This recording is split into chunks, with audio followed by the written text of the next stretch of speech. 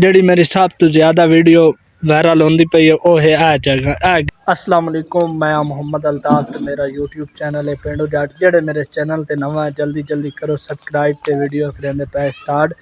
मेरे दिल की ख्वाहिश है कि मेरा दिल का इरादा है कि मैं अपने भतरीए नूं जेड़ा ना कामयाब करा यूट्यूब ते ओदी वीडियो वायरल करा टिकटॉक ते फेसबुक ते ओह अजकल जेड़ा ना सियालकोट सीलिंग दा काम कर रहा बल्कि उत्थे सीख रहा काम शाम सीखदा पिया सीलिंग दा काम शाम सीखते ते इंशाअल्लाह ओनू असां किते बाहर दे मुल्क भेजन का इरादा बनाई खड़े। अगर वो वीडियो हो गई वायरल तो वह इतना ही काम किया करते यूट्यूब ते ना होई तो मुड़ इंशाअल्लाह ओदी भी दिल की ख्वाहिश है कि मैं जड़ा ना बाहर जाके कोई काम शाम कर। मेरे पोतरी आदा मैनू जड़ा ना वीडियो का बड़ा शौक है ते इस आदा मैं भी वीडियो च आया करना ते आ टोपी तो पहले ला ते इंशाअल्लाह एंड बाद वीडियो च आया करसी ते एनू भी तुसा कामयाब करना इन्हें हैं दस ना सर सलाम कर अस्सलाम वालेकुम अस्सलाम नहीं करिंदा अस्सलाम वालेकुम। मैं मोहम्मद अब्दुल्ला ते साडा यूट्यूब चैनल है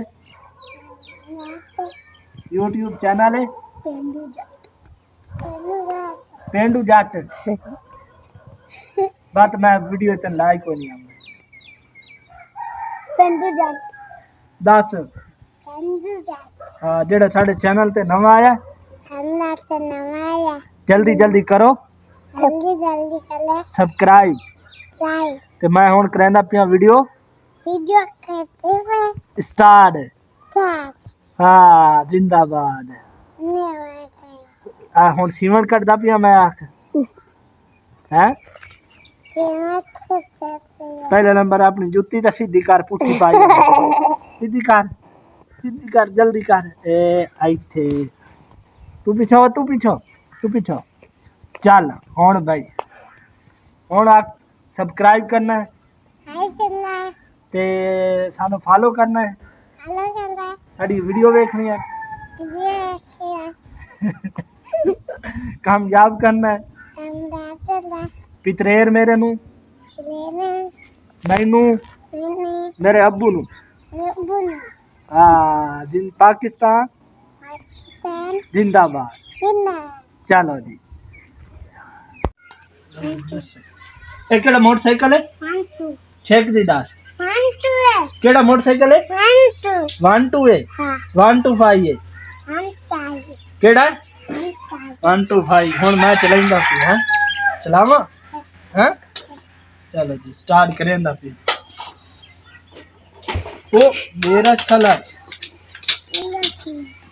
ओके सामने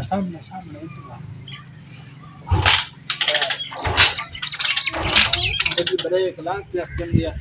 हाँ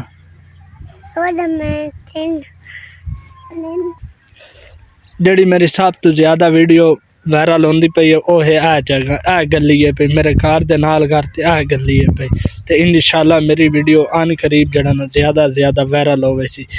ये जगह है मतलब कि ये पई जगह ते आ साइड दी रवाइयां न पईयां ठीक है ये आ देख सकते हो तुसा आ मक्की साड़ी खली है आ आली ठीक है आ सारे गट्टू शट्टू भरे पैन ते ये अस थोड़ी वाड़ के ते खवा रहे हैं डोरा नू